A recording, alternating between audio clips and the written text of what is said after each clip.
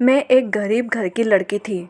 जब मेरे लिए एक पैसे वाले और विदेश में रहने वाले लड़के का रिश्ता आया तो मैं फूली नहीं समा रही थी। केवल रिश्ते आने मात्र से ही मैं हवा में उड़ रही थी। घर में सहेलियों के साथ बड़े घमंड से बात करती। मेरे तो हाव भाव ही बदल गए।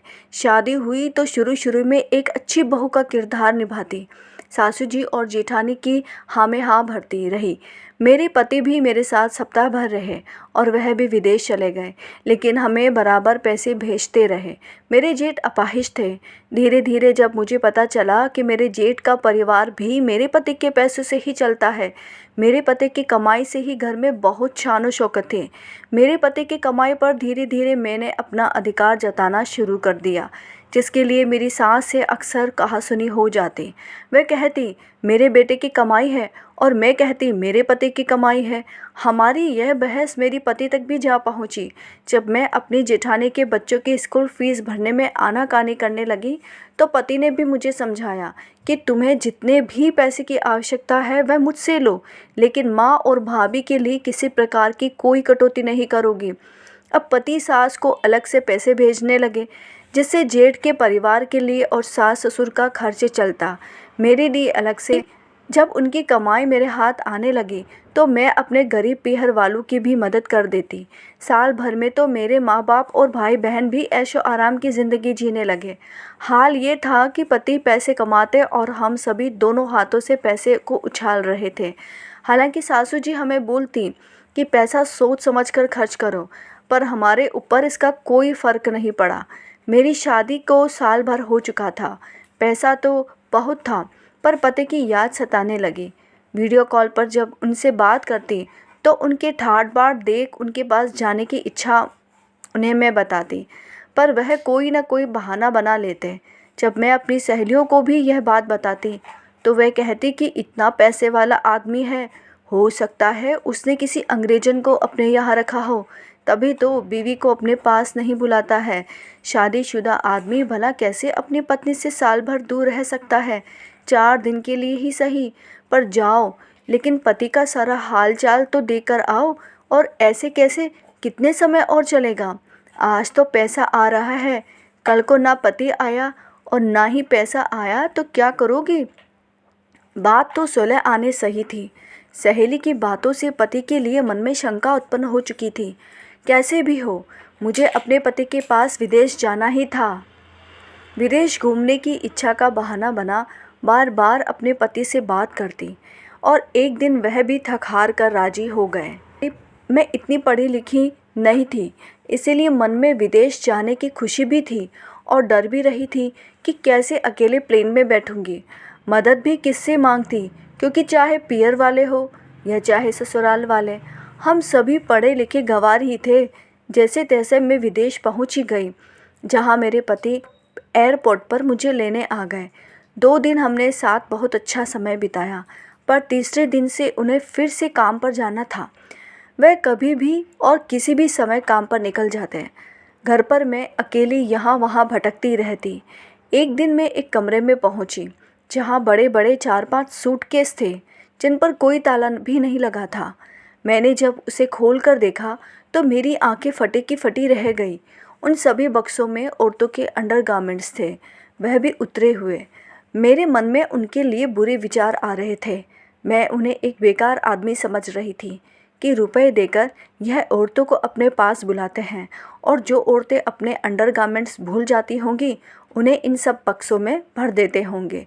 जितने गंदे विचार मेरे मन में आ रहे थे, उतने ही मैं उनसे नफ़रत कर रही थी।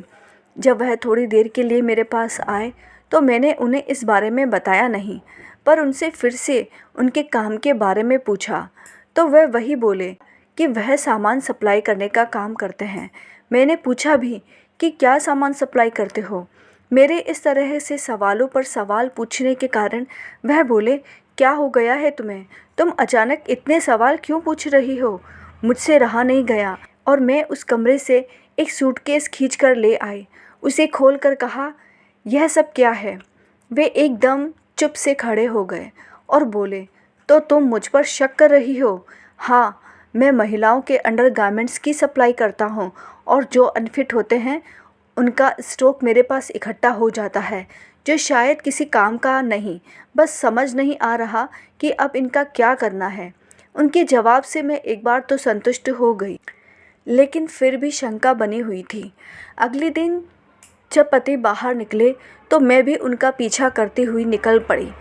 वह अपनी कार में थे और मैं टैक्सी में। एक बड़े से होटल में रुके जहां बॉडीगार्ड का पहरा था। जब मैं अंदर जाने लगी तो मुझसे एंट्री पास मांगा। वह पास एक टोकन नंबर था।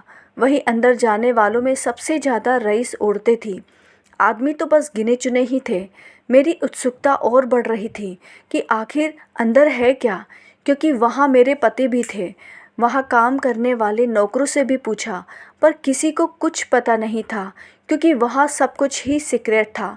मैं अपना चेहरा ढके अंदर जाने का मौका ढूंढ रही थी। तभी कुछ औरतों का झुंड अंदर जाने लगा। मैं भी इस झुंड में छुपकर जाने में कामयाब हो गई। वहाँ सभी किसी का इंतज़ार कर रहे थे। ज़्यादातर लोग वहाँ अंग्रेजी में ही बात कर रहे थे, तो मुझे कुछ समझ नहीं आ रहा था। मेरी नज़र बस मेरे पति को तलाश कर रही थी कि तभी ज़ोर ज़ोर के हंसी ठहाकों से माहौल अचानक गूंजने लगा। तालियों की आवाज़ से मेरी नज़र जब रैंप पर पड़ी तो मेरे मुँह से निकल गया कि हे भगवान, यह क्या देखने को मिल गया। वहाँ रैंप पर आदमी कतार से आ रहे थे, जो जाने किन किन देशों से थे। मुँह पर मुस्कान लिए औरतों के अंडरगारमेंट्स पहने हुए थे, जिनका मजाक बन रहा था। वह सभी आदमी औरतों की तरह अपनी अदाएँ बिखेर रहे थे, और मेरा पति भी ऐसे ही औरतों के अंडरगारमेंट्स पहने मुस्कुराते हुए अपनी अदाएँ बिखेरने लगा। औरतें उनके ऊपर रुपए फेंक रही थी और वे सभी आदमी रुपए नीचे ज़मीन से उठा रहे थे। कभी कुछ औरतें अपने ब्लाउज़ के अंदर रुपए डाल देती और फिर किसी आदमी को अपनी उंगली से अपनी ओर आने का इशारा करती। वह आता और रुपए लेकर चला जाता। लगभग 20-25 आदमी उस रैंप पर पंक्ति से खड़े हो चुके थे। वह अभी तक मुस्कुरा रहे थे। एक एक करके औरतें उस रैंप पर जाकर अपनी पसंद के आदमी का हाथ पकड़ उसे अपने साथ ले जाती। जब उस रैंप पर एक आदमी भी नहीं रहा तो धीरे धीरे वह हॉल भी खाली होने लगा। मुझे लगा था कि सिर्फ औरत ही मजबूर होती है जो अपने जिस्म की नुमाइश करती है, पर मजबूर तो एक आदमी भी हो सकता है। मुझे घिन आ रही थी अपने आप से कि मैं किन रुपयों पर इतना घमंड कर रही थी। ये कैसी कमाई थी जिस पर मैं ऐश कर रही थी और ऐश करवा रही थी। क्या मुझे अपने पति के इस काम के लिए उनसे नाराज़ होने का हक था? नहीं, बिल्कुल भी नहीं। वह जो कुछ भी कर रहे थे परिवार की खुशी के लिए कर रहे थे, पर अपना ज़मीर इज़्ज़त बेचकर उन पैसों पर जीना काफ़ी शर्मनाक था हम सभी के लिए। शर्म तो हम सभी को आनी चाहिए थी। मेरे पहुंचने के लगभग 2-3 घंटे बाद वे भी घर पहुंचे। उसी मुस्कान के साथ पूछ रहे थे, आज तुमने पूरे दिन क्या किया? मैंने कहा, बस तुम्हें याद किया।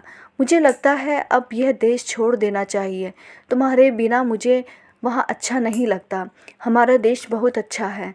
हम वहाँ एक सीधी सादी ज़िंदगी जिएंगे, दिखावे से दूर, एक शांति प्रिय ज़िंदगी जहाँ मैं तुम्हारे साथ प्याज रोटी भी खा लूँगी। हम किसी दूर गांव में जाकर बस जाएंगे। एक छोटा खेत होगा, छोटा मोटा काफ़ी है। हमारे बच्चे सरकारी स्कूल में जाएंगे, उनमें योग्यता होगी तो कहीं भी पढ़े, जीवन में सफल हो जाएंगे। तुम भी वहाँ कोई छोटा मोटा काम कर लेना, मैं भी कर लूँगी, और हमारा खेत तो होगा ही। सुनो ना, जीने के लिए रोटी कपड़ा मकान ही तो चाहिए होता है, काफ़ी है। बस तुम्हारा हाथ मेरे हाथ में चाहिए। मेरे पति बोले, आज तुम कैसी बात कर रही हो? सुबह मुझ पर गुस्सा थी और अब सब ठीक तो है? मेरा 2 महीने का कॉन्ट्रैक्ट है, मैं उसे तोड़ नहीं सकता, मैं मजबूर हूँ। मैंने कहा, हाँ तो ठीक है, 2 महीने बाद हमेशा के लिए अपने देश आ जाना। मुझे अब अपने गले लगाकर विदा नहीं करोगे? I love you. जब उन्होंने मुझे गले लगाया तो कसकर लगाया, मानो जैसे बस कुछ ऐसा ही सुनना चाहते थे कि कोई मुझे फिर से घर बुला दे।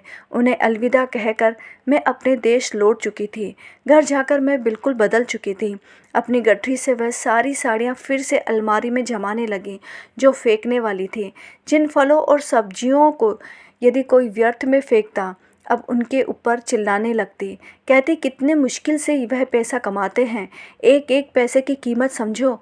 मेरे इस व्यवहार से हालांकि मेरी जेठानी को तकलीफ़ होने लगी थी, पर मेरी सास को सुकून मिला। जब मेरे भाई बहन और माँ बाप मुझसे रुपए मांगने लगे तो मैंने मना कर दिया और कहा कि काम करो, मेहनत करो, यहाँ पैसा कोई झाड़ पर थोड़ी ही लगता है। जब 2 महीने बाद वे विदेश से अपना सारा सामान समेटकर घर आए तो मेरे लिए वह दिवाली थी। मैंने अपने घर को दिए से रोशन किया। मेरी आंखों में आंसू थे। उनके आते ही उनसे लिपट गई। उन्हें खुशखबरी थी कि मैं माँ बनने वाली हूँ। वह पिता बनने के लिए और अपनी आज़ादी के लिए बहुत खुश थे। पिता बनने की खुशी तो बता सकते थे, पर अपनी आज़ादी की खुशी नहीं। पर जो मैं महसूस कर सकती थी, उन्हें भी एक नौकरी मिल ही गई। छोटी थी पर अच्छी थी। उन्हें बार बार देखकर मेरा दिल उन्हें सैल्यूट करता। उन्होंने जो किया वह अपने परिवार के लिए किया था, इसीलिए उन्हें देखकर मुझे कोई शर्म आती नहीं थी। पर यदि एक व्यक्ति मजबूरीवश गलत रास्ते पर चल पड़े तो उसका हाथ पकड़कर उसे सही रास्ते पर ला दो, उसे बिना बताए। यदि यह काम एक औरत अपने बच्चों का पेट पालने के लिए करती है तो उसे देखने का नज़रिया ही हमारा कितना गलत होता है। उसके लिए हमारे शब्दकोश में जाने कितने ही शब्द हैं, पर यदि यही काम एक पुरुष करे तो कितने शब्द हैं। यदि हम किसी की मदद नहीं कर सकते हैं तो उसे गलत कहने का भी हक नहीं है। याद रहे, मैं मजबूर व्यक्ति के लिए कह रही हूँ, शौकीन लोगों के लिए नहीं जो ये काम अपने ऐशो आराम को पूरा करने के लिए करते हैं। आज की कहानी बस यहीं तक। राधे राधे।